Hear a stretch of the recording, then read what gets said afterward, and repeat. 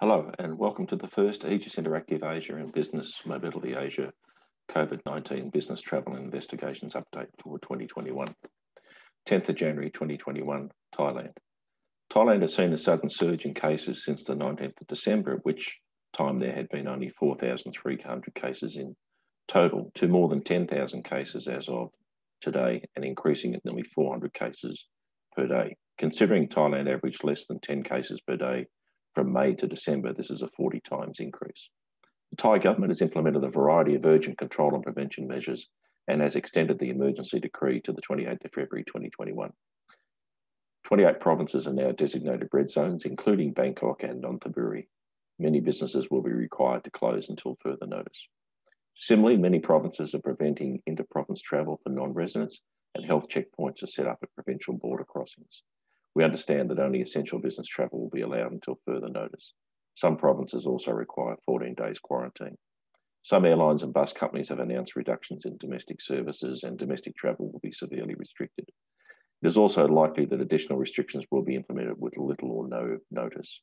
Police and health authorities are directed to crack down on people failing to perform social distance, wear masks in public, or gather in groups, and so on. According to the IATA website, only the following categories of foreigners may enter Thailand. Tourists who are permitted to stay in Thailand without a visa for a maximum of 30 or 90 days. That doesn't mean all tourists, there's certain classes. Permanent residents and work permits holders and their families. Long stay tourists with a special tourist visa. We mentioned this before, particularly tourists from China coming to Thailand on special charter flights. Business visa holders with relevant approvals from the Thai mission in their home country, students undertaking formal education and their parents, and others who have obtained authorization from relevant Thai authorities or are travelling for non-COVID-19 related medical or humanitarian reasons. Passengers also holding an APEC business travel card issued by a low-risk country. I think that's a watch this space matter, this one. That's likely to be rescinded, as could anything else actually be, but it's relevant as of today, the 10th of January. However, getting to Thailand is as much of an issue as is the permissions needed. To put this in context, the only aircraft currently allowed to enter Thailand are listed as state or military aircraft, emergency landing flights, technical flights without disembarkation, humanitarian aid, medical and relief flights, repatriation flights, cargo flights.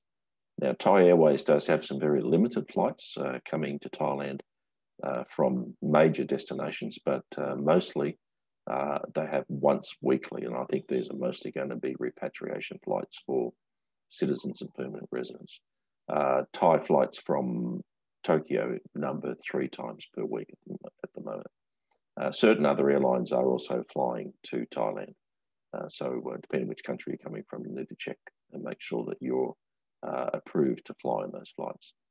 So beyond the issue with getting permission to enter the country and then being able to get a flight, there is the issue of the mandatory 14 days quarantine in a government-run facility for everyone who enters Thailand, which probably makes it less attractive.